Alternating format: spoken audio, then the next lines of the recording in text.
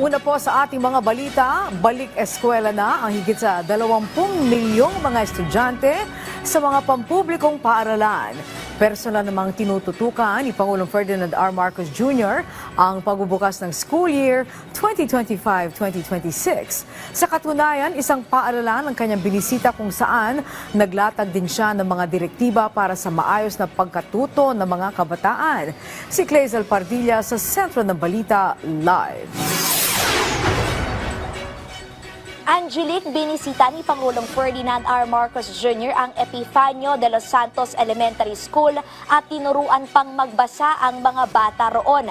Pinatitiyak ng presidente na may sapat na supply ng tubig, kuryente at iba pang pangangailangan ang mga estudyante ngayong balik eskwelahan. Ininspeksyon ni Pangulong Marcos ang Epifanio de los Santos Elementary School, ang isa sa pinakamalaking paaralan sa Maynila. Pinasok ang mga classroom, kinamusta ang mga guro at tinanong ang kalagayan ng mga estudyante. Tinuruan din niya ang isang seksyon ng mga grade 1 students na magbasa. Aliw na aliw ang Pangulo sa mga bata habang ipinaliliwanag ang ibig sabihin ng mga salitang binabanggit ng Pangulo. Dito sa napuntahan natin ay maganda naman at nakausap natin, nakaka-zoom ko lang ng mga iba't ibang eskwelahan all around the country. So mukha namang so far maayos yung kuryente, we're making sure na may kuryente lahat, na hindi may tubig lahat. Yun ang mga basic services na makita natin para naman maging maayos ang pag-aaral ng mga ating kabataan. Para matiyak na maayos, ligtas at matututo ang mga bata, sanib puwersa ang mga ahensya ng gobyerno. Nagpadagdag ng libo-libong guro ang presidente para makapokus sa pagtuturo ng mga teacher. Mabawasan yung load ng kanilang trabaho, bawasan yung administrative duties, ay magkukuha tayo ng 20,000 bagong guro. 16,000 na ang na-hire ng DepEd na bagong guro para tapos kumuha naman tayo para nga may katumbas na hiring doon sa administrative duties, 10,000 naman na administrative.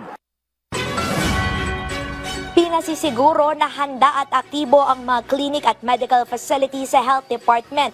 Pinababantayan sa DSWD ang cyberbullying at mental health ng mga kabataan para makapag-aral ng mabuti. Inatasan ng Philippine National Police na tiyakin ang seguridad ng mga estudyante tulad na lamang ng paglalagay ng CCTV. Pinalalawak sa DICT ang paghahatid ng libreng internet connection sa mga paaralan, partikular na yung mga nasa malalayo at liblib na lugar.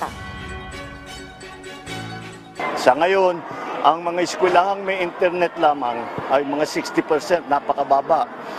Ang problema talaga, kuryente. Kaya aayusin natin yan, dahan-dahan makikita natin magiging 100% yan.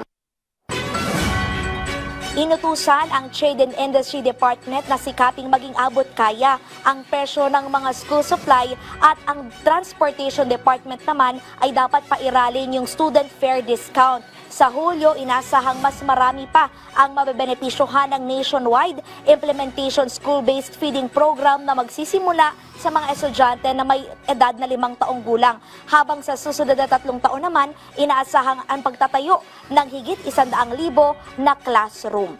Yan ang muna ang pinakahuling balita. Balik dyan sa studio. Okay, so Clay, kamusta naman ang seguridad, ang presence ng mga kapulisan sa paligid ng mga eskwelahan? Angelique, tugon na rin sa direktiba ni Pangulong Ferdinand R. Marcos Jr. na tiyakin ang seguridad ng mga bata sa mga eskwelahan. Sa pinuntahan nating school kanina ay mayroon naman mga guard at sa labas din ng school makikita yung police presence. Yan ay mahalaga para nga kung sakaling may mga insidente at emergency ay agad na makakaresponde ang mga otoridad. Angelique. Okay, maraming salamat, Clazel Pardilla.